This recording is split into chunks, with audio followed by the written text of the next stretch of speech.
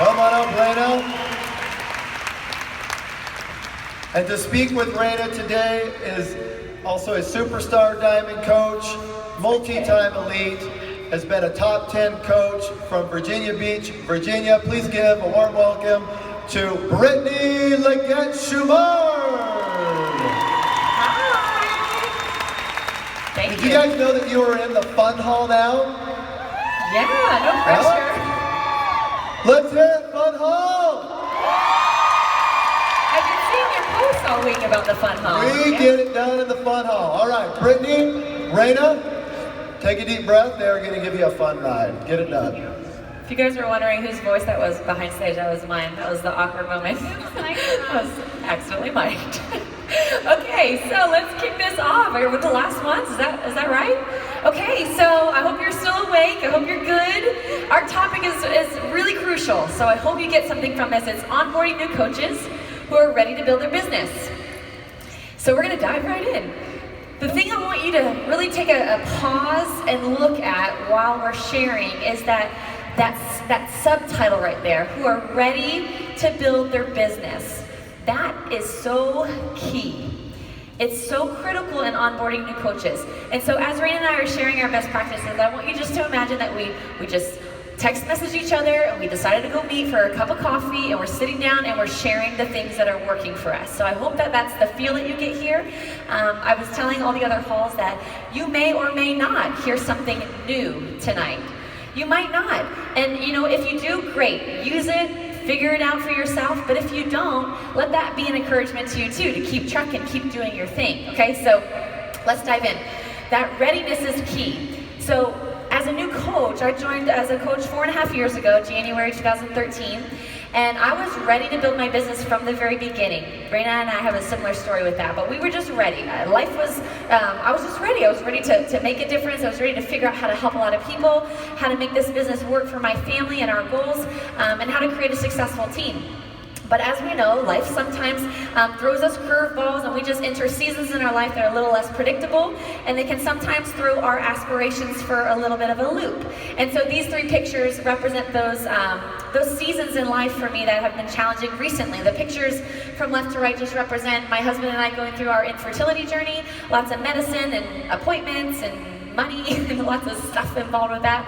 And then the second picture is through my pregnancy, and then that last picture is building a business with a newborn and building a business and you know, leading a team with a little baby that becomes the priority. And so those seasons of life definitely challenged me as a business owner and challenged my readiness.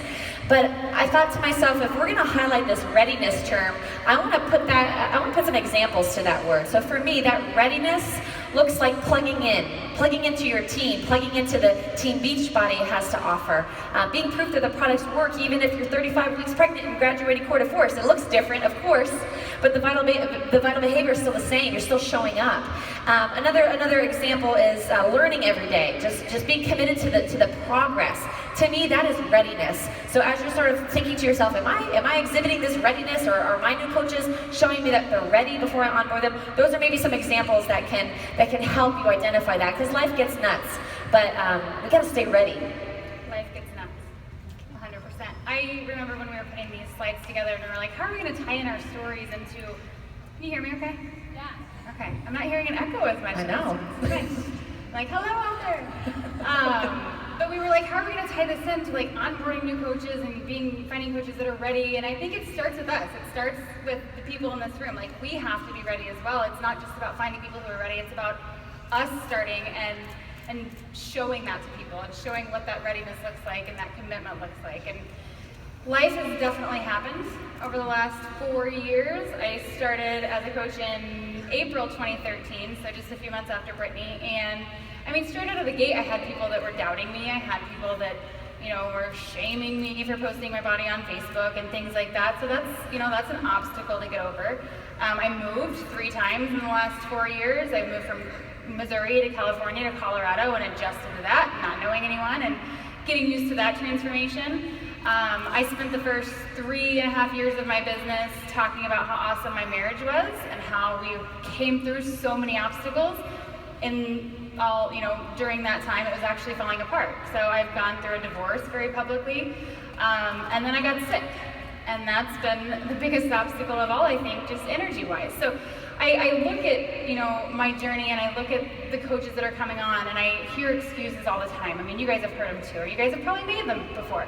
About being tired, or, I stubbed my toe, or, like all kinds of excuses as to like why you can slow down in this business and not be all in and not be 100% ready.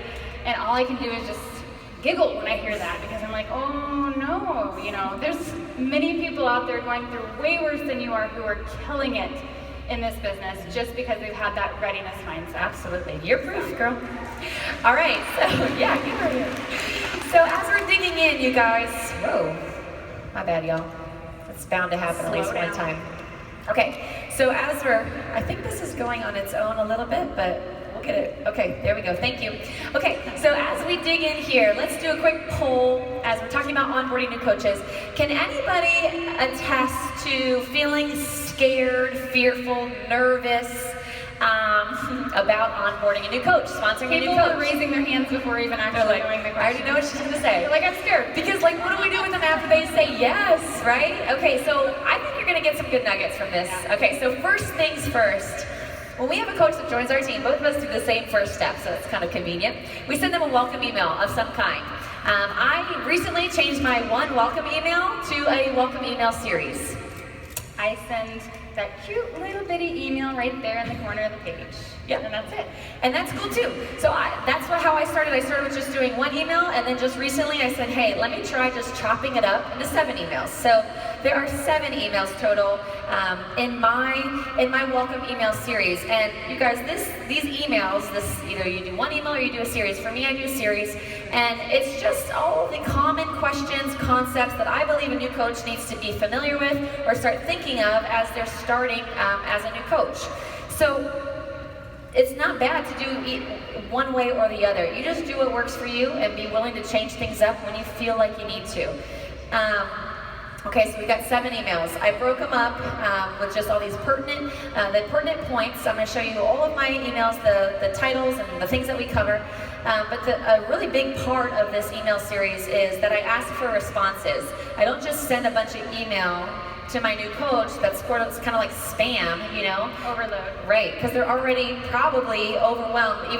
Sometimes it's a positive thing and sometimes it's a negative thing, but they're already feeling overwhelmed.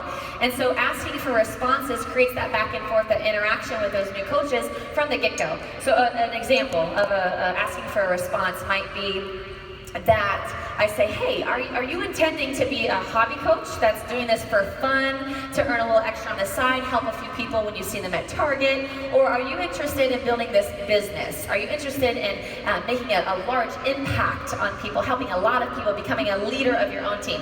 And so that's an example of a response I might get back. My new coach email series has a point of encouraging these new coaches to start goal setting right away. So start mapping out what it is that they want to do in their own business, especially in the first 30 days.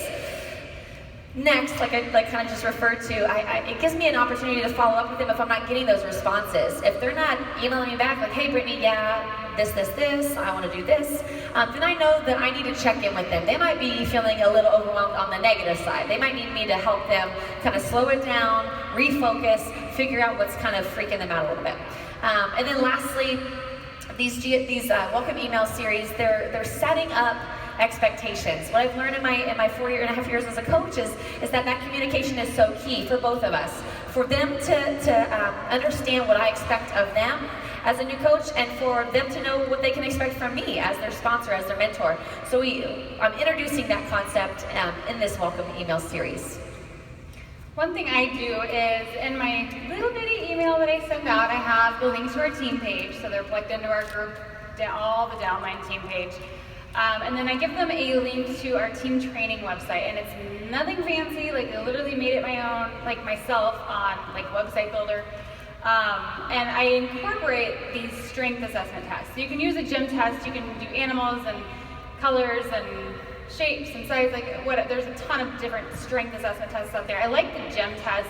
It's really the only one I've ever been introduced to, so it's the one I use because it's easy and I know it.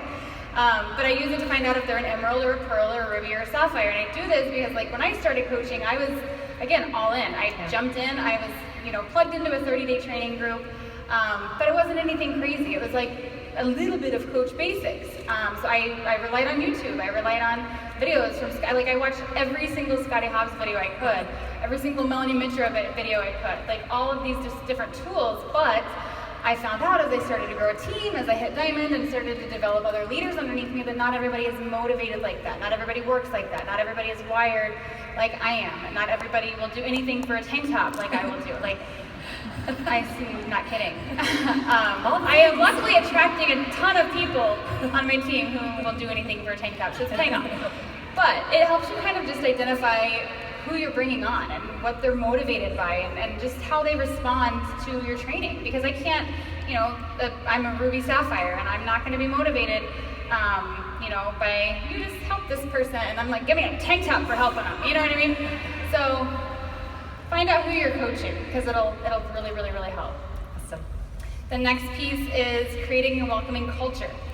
I did not have a great team culture when I first started as a coach, and you probably will not either. I know that sucks. I started and I remember looking at Bombshell Dynasty and all these huge teams, that are have the matching colored t-shirts and they're just so fun and they look so bubbly and awesome, and I'm like, that's what I want for my team. I want it to feel like a family. I want that. But that didn't happen until recently, until I started recognizing them and doing retreats and hanging out with them and getting to know them a little bit better. So you look at these graphics and you're probably like, I don't have 200 coaches to fit on a leaderboard. You don't have to have 200 coaches to fit on a leaderboard. You can celebrate the small things. And honestly, that's where I started too. Celebrate their first challenge pack sale. Celebrate their first Shakeology sale. Celebrate the first time that they shared their transformation picture and got vulnerable. You know what I mean? Anything that's going to make them feel good is going to help them connect with you, and that's going to help build that team culture. And the live events, you guys, I know the energy right now, this is Hall F, so they were a lot of fun. So yeah. The energy in here is crazy. Yeah, Hall F. But people want that. People want to be a part of that. People crave that excitement. They crave that recognition that they don't get in their 9 to 5. They crave the friendships that we have built. They crave the environment that we actually live in, the lifestyle that we have. So make sure you're sharing that, whether it's a Super Saturday or a summit or a power hour that you do or a retreat that you host, whatever it is, make sure you're sharing that, because that's what people connect to and people need to see that. I can't tell you how many coaches I've talked to just these last few days who are coming up on their 1-year coaching anniversary, and a huge driver for them to make the decision to say yes to become a coach was seeing their coach post about Summit. And so it truly is very, very powerful, even if you're not motivated that way, like Raina was saying. Keep in mind that some people they want to plug into that community. They want to have an outside source of fun or challenge or inspiration. They want to feel like they're a part of something. 100%. And then the last point that I just kind of wanted to chime in with, I believe that creating this welcoming culture, I believe there's a piece of helping our coaches know how to plug in and where to plug in, what's next. An easy way that I found to do that is just with a simple pinned post at the top of my team page. What I decided to do last year is I polled my top 10 leaders within my team. And I said, hey, you guys, what do you think is the most important things that new coaches need to know? And they told me what their thoughts were. What do they need to know? What do they need to do? And I just compiled a top 10 things that new coaches need to know from the leaders within my team. So it's not just me saying, do this, do that, do this. It's all of us. It's, again, creating that culture, that community that I care so much about. And it's advice from coaches that the other coaches look up to, admire. And so if you haven't done that, if you have a few coaches that you consider leaders, maybe ask them their input and summarize that for the new coaches. The other things that might be in this pinned post are things like introducing the first 30, making sure that they know where to find that stuff in the back office. We're going to talk about that in a second if you're like, oh, first what? So the other thing is to schedule our Getting Started Right call. Another part of the pinned post is to plug into team calls. So it's just kind of like a hub, like a one-stop shop of all the little information that can get a little bit overwhelming or they just easily forget because it's all brand new. I want to add in something really fast.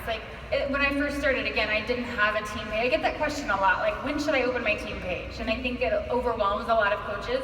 But I think I hit diamond when I opened my team page, or maybe right before that. But prior to that, I literally just shared everything my upline shared. I wasn't going live and like doing all these calls and like all these things, you know what I mean? It took a little while for me to get used to leading like that. That's a good point. The team page. So. Glad you added that in. Yeah. Okay, so let's move on to the first 30. So I called everybody else out, so I'm going to call you guys out too. Raise your hand if you are not currently utilizing first 30 when you're onboarding new coaches. It's okay, there's going to be a lot of us. Okay, so there's company, right? The first 30, if you don't know what it is, plug that thing in the FAQ. You're going to learn all about it. It's great. It's something that Team Beachbody created for us. I'm sure Kim Carver was behind it. I can't remember. He's amazing. And it's helping us align all of our thoughts and the things that we're saying so it's a little more organized. So our coaches have more direction. It's just more organized. And so if you're not utilizing this, I really encourage you to. I personally utilize this in my onboarding. That's why there's a slide here. Okay, so the first 30 helps my new coaches prepare for our first Getting Started Right call. I use the coach action plan within the first 30 to drive our call. That's what the flow of our call is that coach action plan. So you don't have to think of like, oh, what am I supposed to say? This is super awkward.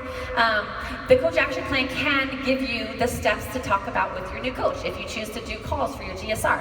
The other thing that the first 30 does for me as a sponsor is it shows me who is committed. It shows me who's taking the time to learn about this system. It's showing me who's taking the time to write down their goals, to read about it, and it's helping me to reinforce a big thing that I stand behind in my business is to match effort and to match energy with my coaches, to show up with my coaches. If you want to walk, I'll walk. My coach taught me, Lindsay taught me that. If you want to walk, I'm going to walk with you. If you want to run, I'm going to run with you. If you want to sprint, I'm going to sprint with you. But I'm not going to sprint when you're crawling, right? So match the effort, protect your energy, and this is a good way to figure out, okay, how committed are they or how involved are they in this getting started process?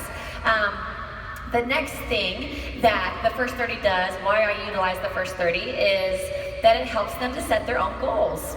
That's what the coach action plan is. They're setting their own goals. What do you want to accomplish in the first 30 days? It's introducing Success Club, and it's tying Success Club to helping people. So then when you come along and talk about Success Club, you are just coming alongside what has already been introduced to them. It's not a brand new concept.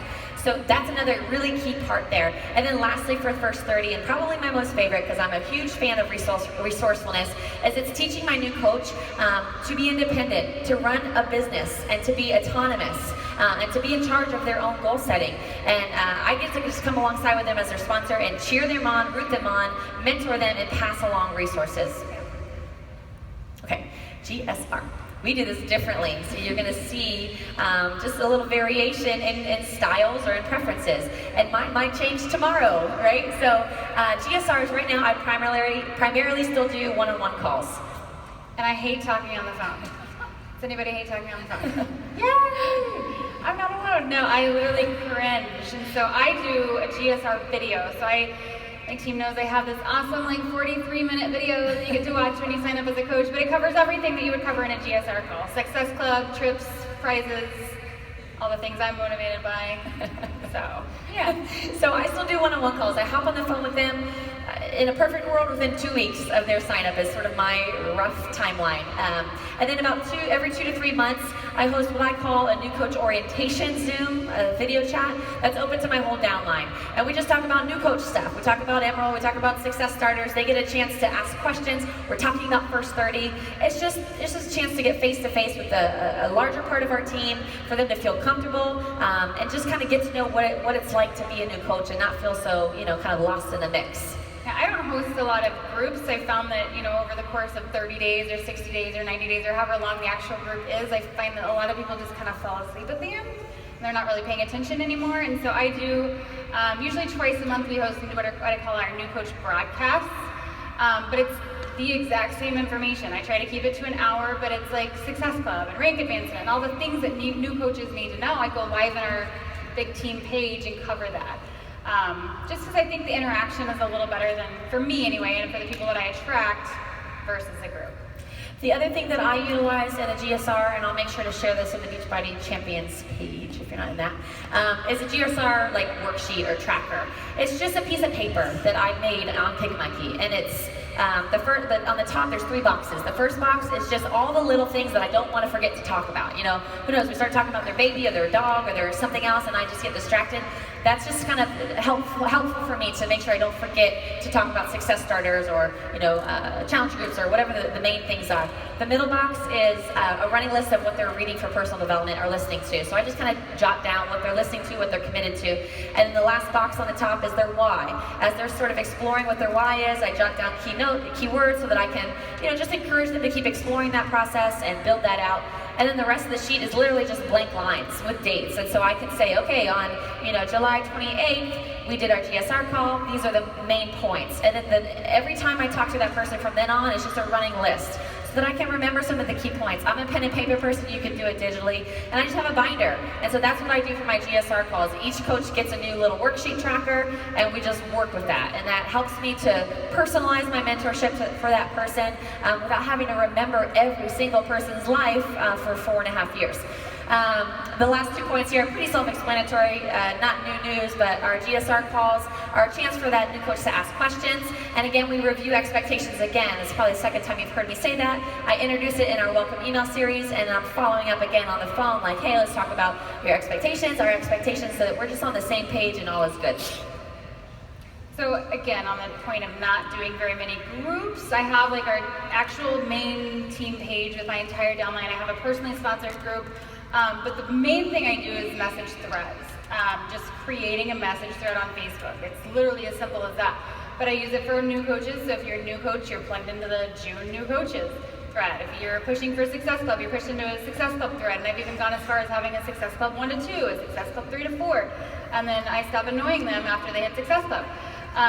But it's effective for me, and it's effective for my team, and I feel like those groups, a lot of times we get lost in the notifications, right? We get 100 notifications, everybody liking this and commenting on that, and it's just a great way, I think, to keep track of your coaches and communicate with them without having all the noise. We even did a thread when I was pushing for Superstar, and I had 5 women in that group who were all pushing for Diamond. All I had to do was check in like once a week, and they would answer each other's questions, and they would help each other with conversations, and they all ended up hitting Diamond, and it was just really effective. That's awesome, because then I think that also just reinforces or encourages the success partnerships and mastermind groups, which is, and instills a little bit of leadership in them too as they go. Right. So something I just wanted to interject here with training is, when Coach Basics came out, and I think it was like fall 2014. I don't really know why I remember that, but anyway, I just used that. I mean, verbatim, whatever came out, that's what I used. And then over time, I've just tweaked it to be more my style, my personality, what I've personally gone through and tried in the business. And so again, just use what's out there. And a big success tip that I have for you is just never to be married to one strategy. Never be married to one way. Be willing to change things. I mean, we're both in the process of changing our training structure and what we're trying, and that's just a part of this. And so be open to that, be flexible. And don't feel like you have to reinvent the wheel. Like, there are so many tools out there in the Coach Online office and your team pages, like all these different tools for you guys. Like, the training groups and the websites and all these things, you don't have to go out and do all of that right now. Like, literally just take what your team has given you and just implement that. Too many people, I think, are almost paralyzed, in what to do. They're just not taking action, and that's all it takes. Absolutely. So, this is probably my favorite slide, just because I think it is probably the most important. This is to stay in phase 1. And phase 1 means what? Phase 1 means your workouts and your Shakeology and your inviting and your recognition and your, what's the other one? Your 4 vital behaviors. There's like 25 vital behaviors now. It's the last year, it's done. But I remember a couple leaderships ago, we all have like these ups and downs in our business, and I was in a down in my business, and things just weren't working for me anymore. Things that I was doing before weren't working for me anymore. And I remember going up to Amy Silverman, because she's like on fire all the time, right? And so I went up to her and I was like, okay, what are you doing? Like, share all your tips and all your tricks and all these fun things, like, help me, I need help. And she goes, Raina, all I do is I stay in phase 1. I was like, that's it? Like, there's gotta be more to it, but there's really not. Like, coaches, Emerald, Ruby, Diamond, Star Diamond, 15 Star Diamond, like, we all have to do those same things consistently throughout the entire life of our business. Like, it doesn't change. We have coaches that sign up and hit Diamond and they're like, okay, I did it, and then they're done. No, you have to keep inviting, you have to keep going. I'm still inviting every single day. I'm still forming, I'm still doing all those things that we teach our brand new coaches to do, because those things don't stop. You can't stop those things. Another point, make sure you're non-stop on that health and fitness journey, right? But also sharing it. And you guys, we can share all the time about, you know, the workouts and the Shakeology and the nutrition and every aspect of our business. But if we're not doing call to action posts, if we're not actually talking about the opportunity behind it, whether it's a fitness challenge group or a business group, you know what I mean, or the coaching opportunity, we have to be presenting those opportunities, because if we don't, people are just gonna think you're another chick or dude posting selfies. You know what I mean? They need to know that there's something behind it. And I think when we have true belief in our products, then inviting is just proof that we believe and what we are doing, and that this works, and that it can help save a person's life. And inviting doesn't have to be so stressful and I think we've kind of made it that for some reason. It can be fun. And I think for me, inviting keeps me connected to my purpose. Yes. Our mission as Team Beachbody is to help other people live healthier lives, right? So I know that might be like in one ear out the other, or even sort of cheesy to you because we hear it so often, but when you think about it, when we stay connected to inviting, we're connected to our purpose as coaches and paying this forward and making sure people know they have the opportunity to join in and do what we're doing. You guys, we're done. Our hope and our prayer is that something in these last 25 minutes has encouraged you, inspired you, will help you, see that? Zoom.